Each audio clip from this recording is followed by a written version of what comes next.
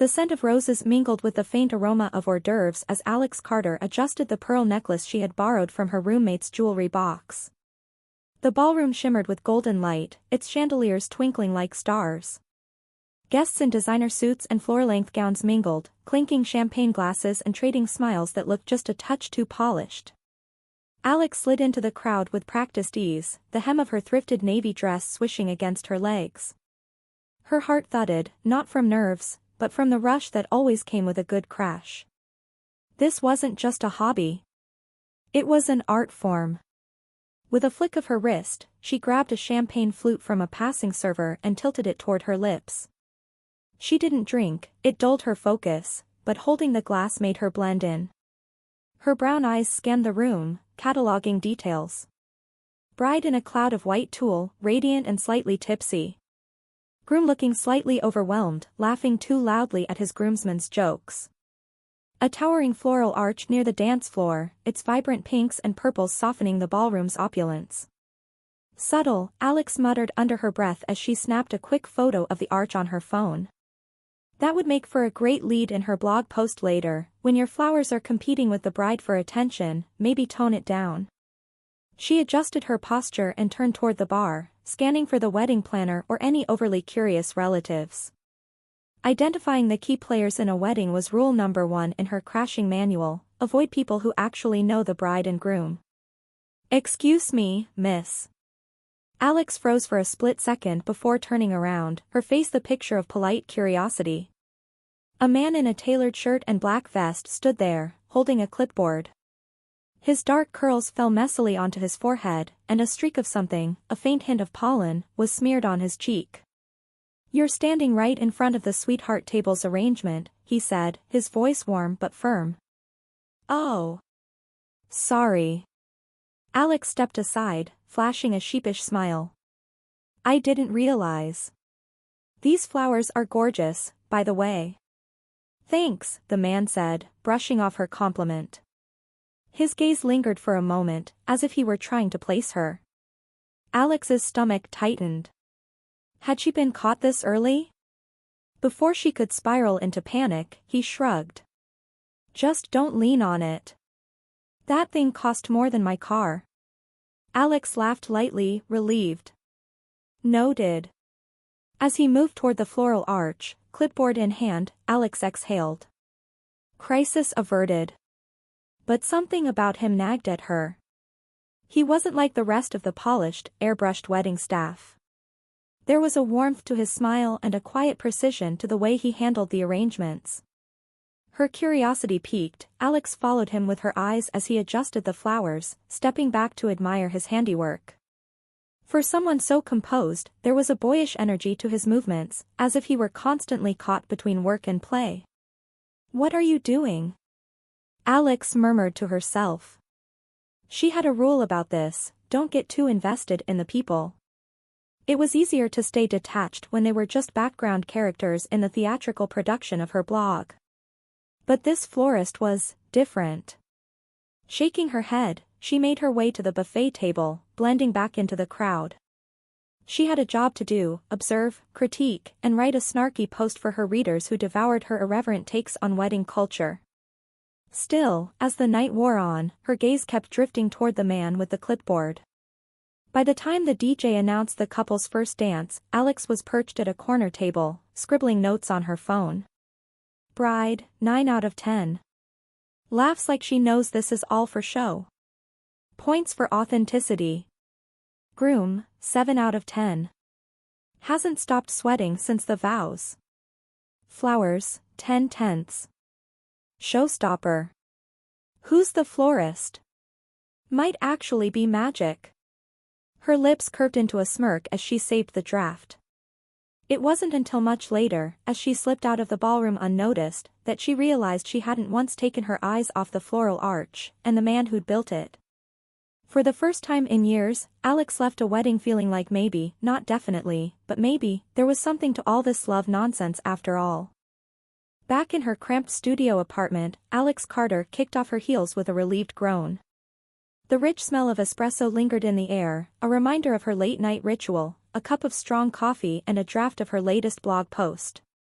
The Crashing the Knot website was already pulled up on her laptop, its homepage a colorful display of sassy headlines. 10 wedding trends that need to die already. The top 5 reasons your guests secretly hate you.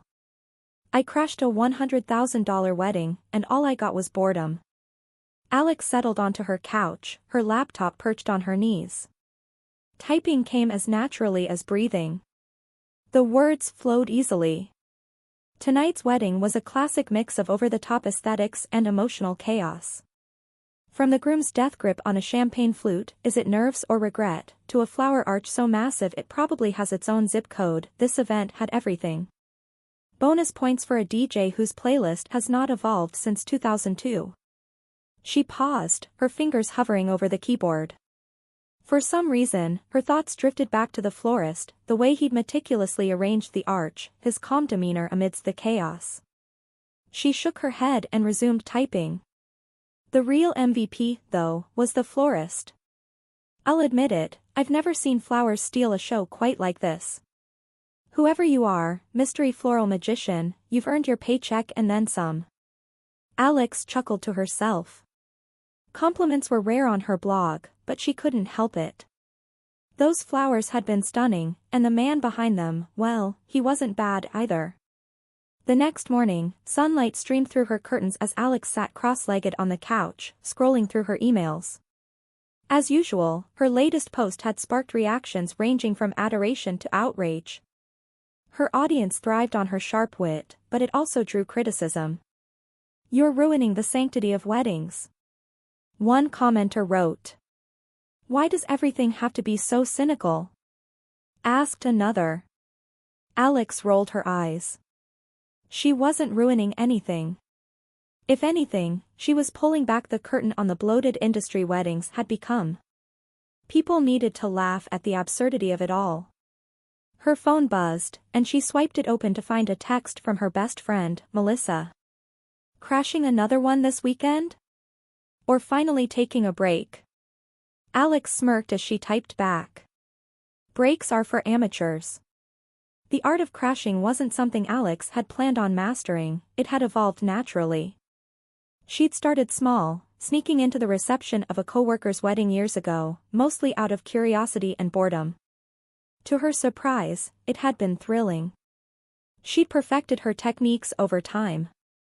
Research the venue, know the layout, entrances, and exits. Avoid high-traffic areas. Dress the part, blend in, but never outshine the wedding party. A classy cocktail dress worked every time. Create a believable backstory, the bride's childhood friend? A cousin from out of town? Always choose something plausible but vague. Stay confident, most people won't question someone who looks like they belong. But her golden rule was simple, never get attached.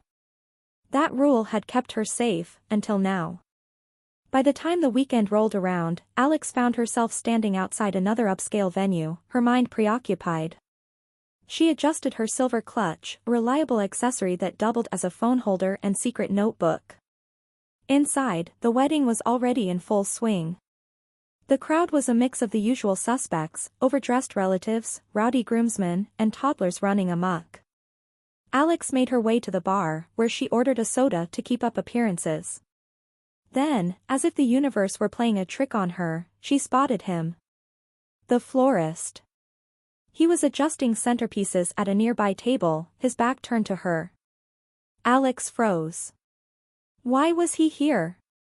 Did this venue always hire the same vendors? For a moment, she considered leaving. But something about the way he moved, confident, yet focused, piqued her curiosity. She took a deep breath and made her way over. "Back at it again, huh?" she said, her tone light and teasing. The man looked up, startled, before recognition flickered in his dark eyes. He gave her a lopsided smile. "You again," he said, setting down a vase. "Let me guess, another friend of the bride?" Alex hesitated, her usual confidence faltering. "Something like that." "I didn't catch your name last time," he said, tilting his head slightly. "Alex," she said, extending a hand. "Jordan," he replied, shaking it. His grip was firm but warm. "Jordan the florist," Alex said, her lips curling into a grin. "You're starting to make me think flowers are your life." He laughed, a rich sound that caught her off guard. "I could say the same about you and weddings. How many of these do you go to, anyway?" "Let's just say I've been to enough to know the difference between peonies and roses," she quipped. Jordan chuckled, but his gaze lingered on her, as if trying to solve a puzzle. Alex shifted under his scrutiny, suddenly aware of how out of place she might seem. "Well, enjoy the wedding," she said quickly, before turning toward the dance floor. "Alex," he called after her. She turned back, surprised. "Try not to spill champagne on the arrangements this time," he said, his lips quirking into a playful smirk. Alex laughed, the sound echoing in her chest long after she walked away. For the first time in years, she wondered if her golden rule might be harder to follow than she thought. The next wedding Alex crashed was smaller, more intimate, a far cry from the lavish ballroom spectacles she was used to. A cozy vineyard stretched out under a clear blue sky, with rustic wooden tables and fairy lights strung across the trellises. Guests sipped wine and mingled as soft jazz floated through the air. Alex smoothed her emerald green dress, adjusting her sunglasses before stepping into the scene. Small weddings like this required extra care, it was harder to blend into a tightly knit group. Still, she'd never let that stop her before. The floral arrangements caught her eye immediately. Lavender and eucalyptus intertwined with ivory roses, cascading over barrels and tabletops.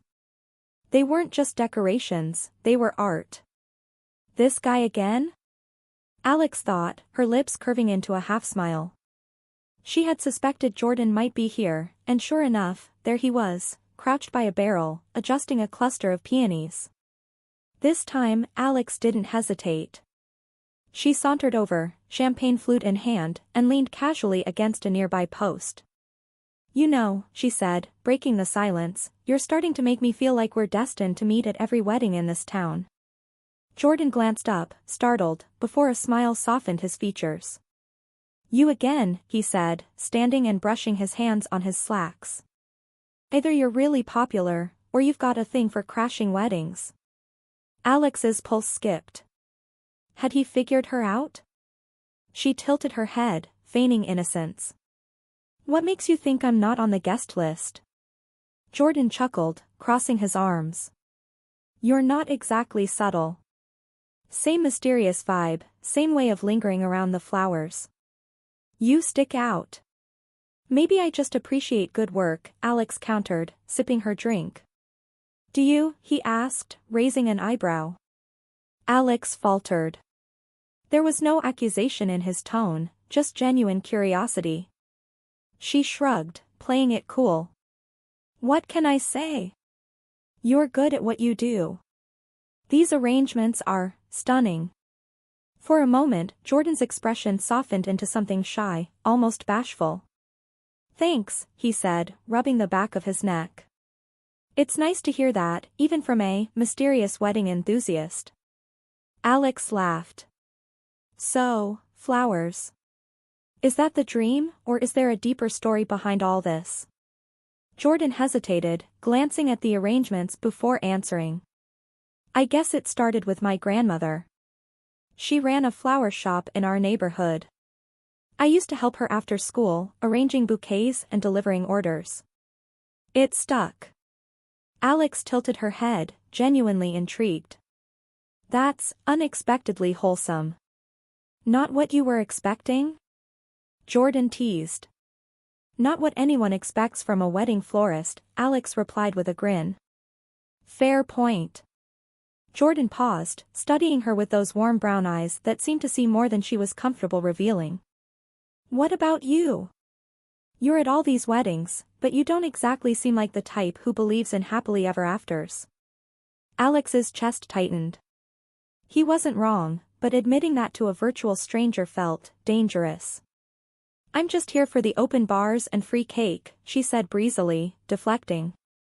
Jordan chuckled, shaking his head. "Right. Well, enjoy the cake. And try not to spill anything on the flowers this time." Alex opened her mouth to retort, but he was already walking away, clipboard in hand. As the night wore on, Alex found herself watching Jordan more than she cared to admit. There was something fascinating about the way he moved, confident yet humble, focused but approachable. When the bride tossed her bouquet, Alex stood off to the side, laughing at the eager crowd of women scrambling for the flowers. Out of the corner of her eye, she caught Jordan watching her. "Not your thing," he called over. Alex shrugged. "I prefer my flowers stationary, thanks." Jordan smiled but didn't press. By the time the reception wound down, Alex had scribbled half a dozen notes on her phone. Small weddings equals fewer places to hide. Bride and groom are sweet, but a little too obsessed with vineyard aesthetics. Flowers steal the show again. Jordan Bennett, you're going to ruin my reputation for being critical. As she slipped away into the night, Alex couldn't shake the feeling that this wasn't the last time she'd cross paths with Jordan. Worse, she wasn't sure she wanted it to be. Alex tugged at the hem of her silver cocktail dress, her heels clicking softly against the marble floor of yet another luxurious wedding venue. This time, it was a rooftop overlooking the city skyline, its glass railings reflecting the golden glow of the setting sun. As the orchestra tuned up in the corner and the scent of fresh orchids filled the air, Alex scanned the crowd with practiced ease.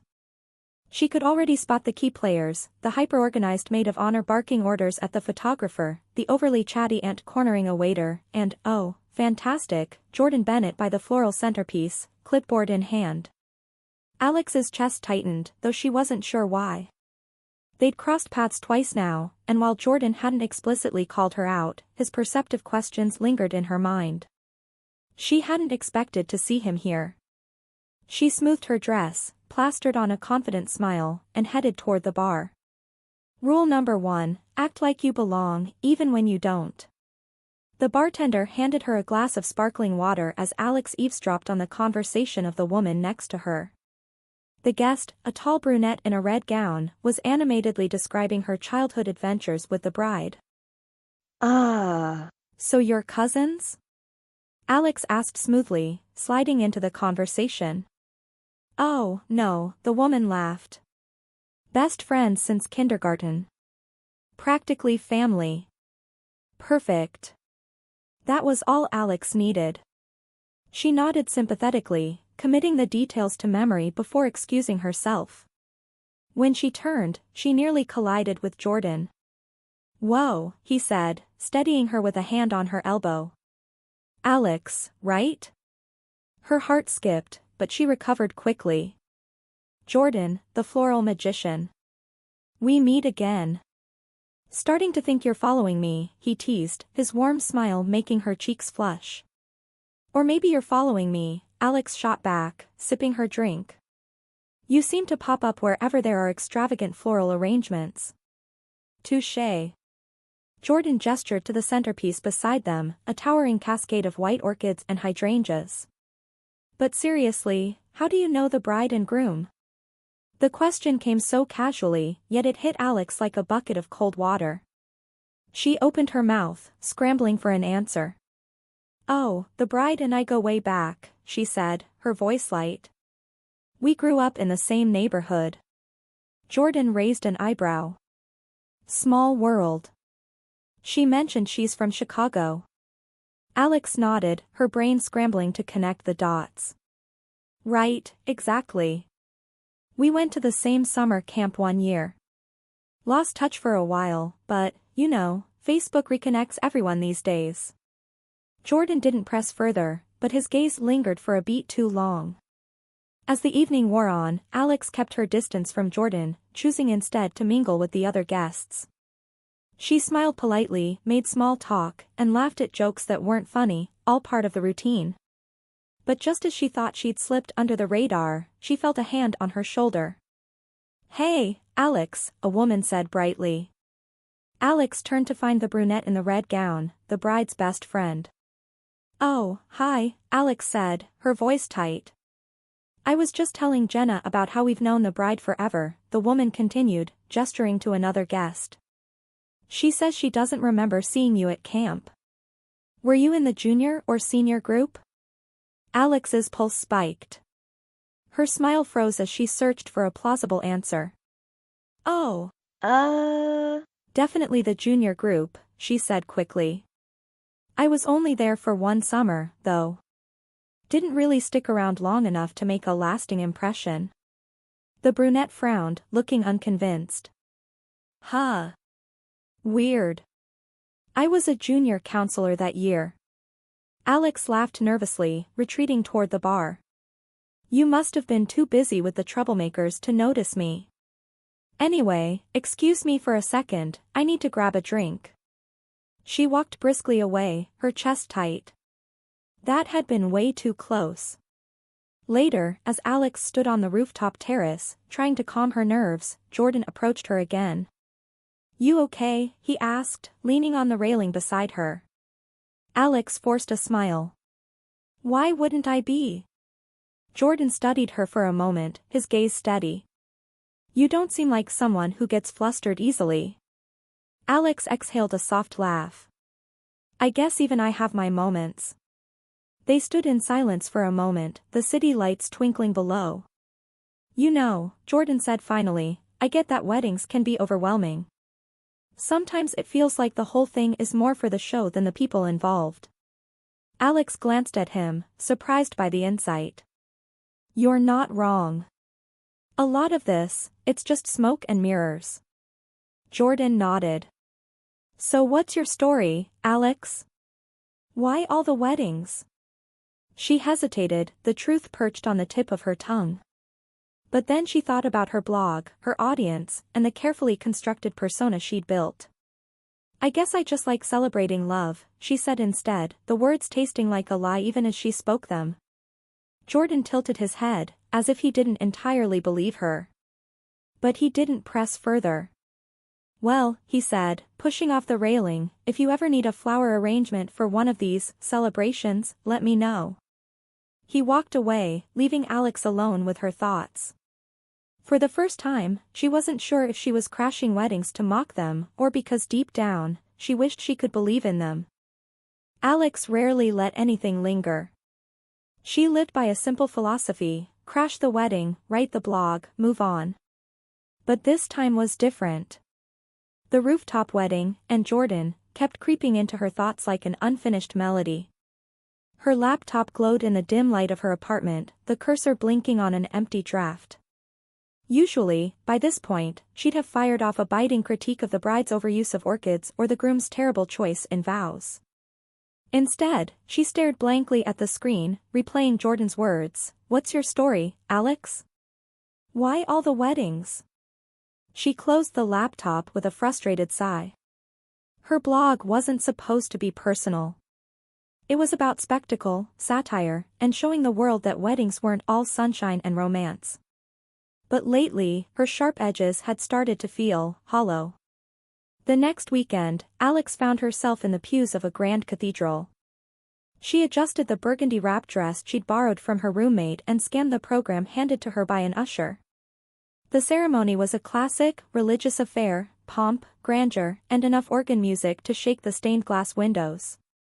Stick to the routine, Alex told herself. Blend in. Observe. Avoid unnecessary interactions. But as the ceremony began, she found her mind wandering. The bride's vows were heartfelt, trembling with sincerity. The groom's voice cracked as he promised to cherish her, in good times and bad. Alex glanced around, expecting to see amused or disinterested faces, but the congregation was captivated, many dabbing their eyes. She shifted uncomfortably, feeling like an intruder, not in the physical sense, she'd mastered the art of appearing like she belonged, but in the emotional sense. Was she wrong to keep doing this? At the reception, Alex slipped into a quiet corner with a plate of hors d'oeuvres, jotting down notes on her phone. She was so focused that she didn't notice Jordan approaching until he spoke. Taking more notes? Alex nearly dropped her phone. What are you, a wedding detective? Jordan smirked, holding a glass of wine. He was dressed sharply in a charcoal suit, his usual clipboard nowhere in sight. No clipboard today, he said, as if reading her mind. I'm actually a guest for once. Alex blinked. A guest? You mean you're not here to turn the floral arrangements into masterpieces? Not this time, Jordan said, leaning against the table. The groom's an old college buddy. He hired someone else for the flowers, which, by the way, he lowered his voice, leaning slightly closer, are mediocre at best. Alex laughed despite herself, the tension in her chest loosening. Well, at least you're not working for once. Must feel weird. A little, he admitted. But it's nice, too. Weddings are easier to enjoy when you're not responsible for keeping them perfect. They fell into an easy rhythm of conversation, trading quips about the overenthusiastic DJ and the abundance of monogrammed napkins. For once, Alex wasn't thinking about her blog or her next exit strategy. So, Jordan said, his tone shifting, you're always at weddings, but you don't seem like the hopeless romantic type. What gives? Alex froze for half a second before answering. Maybe I just like people watching. Weddings are perfect for that. People watching, Jordan repeated, his expression skeptical but amused. That's the best you've got? It's the truth, Alex said with a shrug. What about you? You spend all this time creating beautiful things for other people's love stories. Does that ever get old? Jordan shook his head. Not really. Sure, some weddings are over the top, but when you strip all that away, it's still about two people trying to build something together. That's worth celebrating. Alex stared at him, momentarily lost for words. She wanted to argue, to poke fun at his idealism, but something about the way he said it, so genuine, so certain, made her hesitate. Before she could respond, the DJ called for the first dance, and Jordan straightened. Well, duty calls. Enjoy the rest of the wedding, Alex. As he walked away, Alex felt an unfamiliar ache in her chest. For years, she'd laughed at weddings, mocked their clichés, and stayed detached. But Jordan's words had planted a seed of doubt. That night, back in her apartment, Alex stared at her blank laptop screen. Her fingers hovered over the keyboard, but the words wouldn't come. Instead, she opened a new tab and typed Jordan Bennett Florist into the search bar. It was the first time she'd ever Googled someone she'd met at a wedding.